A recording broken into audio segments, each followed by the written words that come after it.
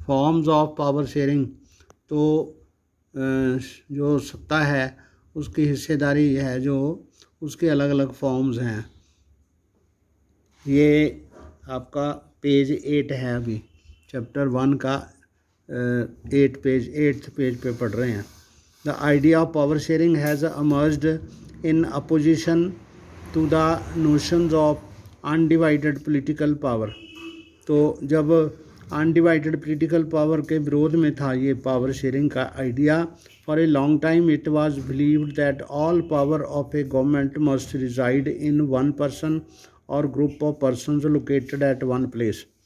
पहले जो लोगों का विचार था, लोगों का नहीं, उन लोगों का विचार था जो राज करते थे, उनका ये था कि पावर जो है एक बंदे के हाथ में या ग्रुप ऑफ पीपल के हाथ में जो एक ही जगह रहते हैं उनके हाथ में सारी सत्ता होनी चाहिए, सारी पावर होनी चाहिए।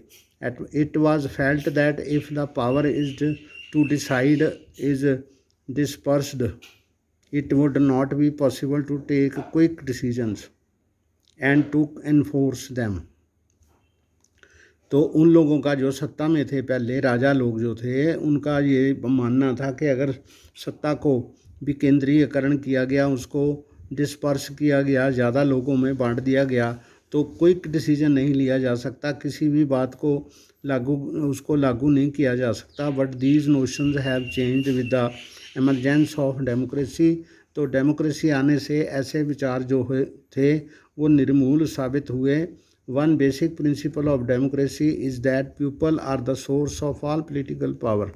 तो डेमोक्रेसी में, लोकतंत्र में ये माना जाता है कि जो डेमोक्रेटिक पावर जिनके हाथ में आती है उनका मेन सोर्स जो होता है वो लोग होते हैं, लोग ही उसको वो पावर देते हैं। In the democracy people rule themselves through institutions of self government.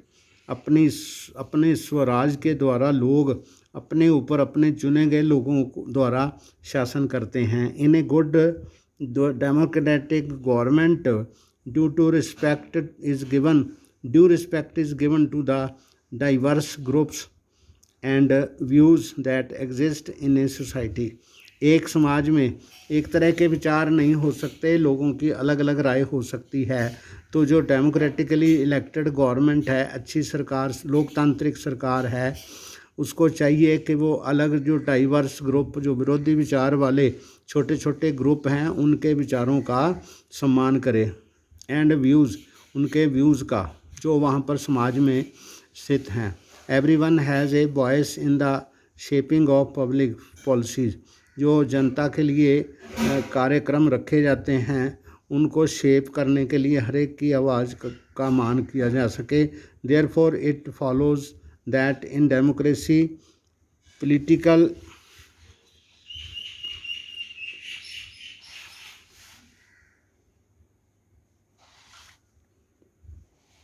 Power should be distributed among as many citizens as possible।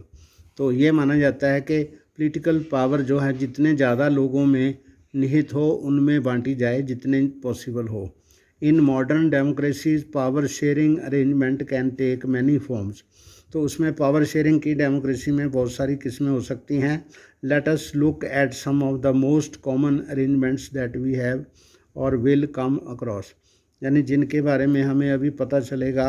बहुत सारे ऐसे पावर शेयरिंग के सिस्टम हैं, जैसे power is shared among different organs of the government.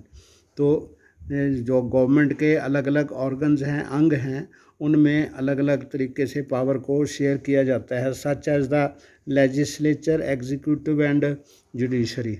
जैसे भारत एक प्रभुसत्ता संपन्न राज्य है, लोकतंत्र है। यहाँ पर सरकार जो है हमारी, उसके 3 अंग होते हैं। एक लेजिस्लेचर है जो लोगों द्वारा चुने गए व्यक्तियों की एक सभा है जो बहस करके कानून को बनाती है। तो एग्जीक्यूटिव है जो चुनी हुई सरकार है, जो उन्हीं में से चुनी जाती है, जो हमारे इलेक्टेड मेंबर्स होते हैं, उन्हीं में एक सरकार के प्रधानमंत्री वगैरह चुने जाते हैं, जो उसको कार्यपालिका भी कहते हैं। लेजिस्लेचर को विधानपालिका कहते हैं, एग्जीक्यूटिव को कार्यपालिका कहते हैं। जो कार्यपालिका का मतलब है सच में जो बनाए गए कानून है लेजिस्लेचर द्वारा, उनको उन्होंने लागू करना है। एंड जुडिशरी, तो देश का एक संविधान है, कॉन्स्टिट्यूशन है, तो वो खाली देखेंगे, जुडिशरी वाले देखेंगे को संविधान के अनुसार काम हो रहा है कि नहीं। अगर नहीं हो रहा तो वो उसमें इंटरफियर करेंगे। और जो एग्जीक्यूटिव्स हैं they are responsible against the legislature, तो लेजिस्लेचर पर के प्रति वो जवाबदेह हैं। उनको वहाँ पर उनके प्रश्नों का उत्तर देना पड़ता है, कारण बताना पड़ता है कि हमने क्या क्या किया, क्या नहीं किया और कैसा क्यों नहीं किया। Let us call this horizontal distribution of power, because horizontal power distribution है, समानांतर है, यानी कि ये तीनों जो लेजिस्लेचर हैं, एग्जीक्यूटिव हैं और जुडिशरी हैं, ये समानांतर ताकतें हैं, अलग अलग उसके सरकार के अंग हैं। Let us call this horizontal distribution of power because it allows different organs of government placed at the same level. तीनों जो एग्जीक्यूटिव, लेजिस्लेचर और जुडिशरी, ये जो तीन अंग हैं समानांतर रूप से कार्य करते हैं ऑफ द गवर्नमेंट हैं, placed at the same level, तो एक्सरसाइज डिफरेंट पावर्स को एक्सरसाइज करने के लिए ये तीनों अंग समान रूप से उत्तरदायी हैं। Such a separation ensures that none of the organ can exercise unlimited power, तो किसी भी अंग में इससे ये साबित होता है या इससे ये मतलब किया जा सकता है कि कोई भी इतना ज़्यादा पावरफुल नहीं होगा, दूसरा उसे इंटरफियर करेगा, जब भी वो एक लाइन को क्रॉस करेगा तो दूसरा उसको रोक देगा। Such a separation ensures that none of the organs can exercise unlimited power, यानी किसी के अंग के पास भी ये निश्चित हो जाएगा कि किसी भी एक अंग के पास असीमित पावर नहीं होगी। Each organ checks the other, कोई भी अंग जो होगा दूसरे को चेक करेगा, उसको रोकेगा। This results in the balance of power among various institutions, तो अलग अलग संस्थाओं में एक पावर का संतुलन बन जाएगा। Last year we studied that in a democracy even though ministers and governments officials exercise power, हमने पिछले साल यानी 9th क्लास में हमने पढ़ा कि सरकार के जो अफसर होते हैं वो अपने शक्ति का प्रयोग करते हैं, that they are responsible to the parliament और state assemblies.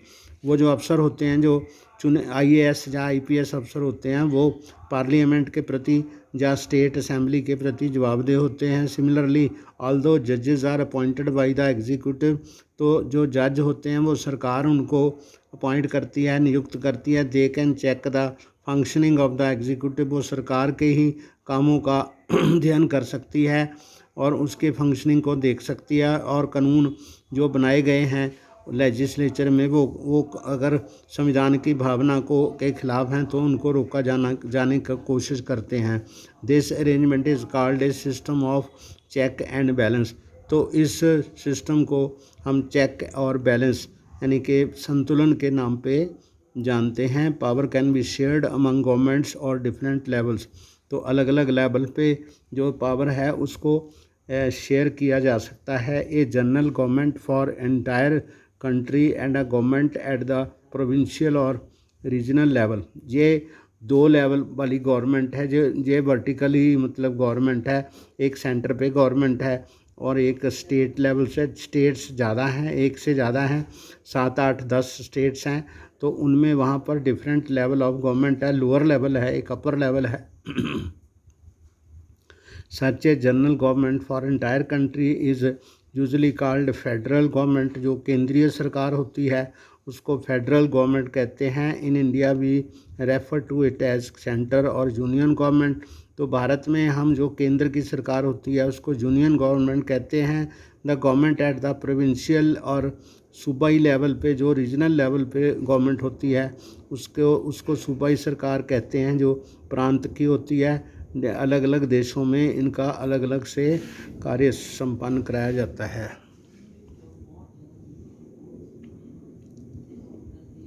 In India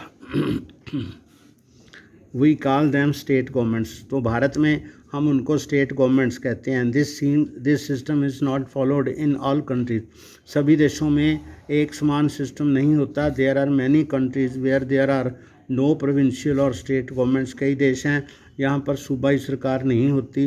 but in those countries like ours where there are different levels of government, the constitution clearly lays down the powers of different levels of the government.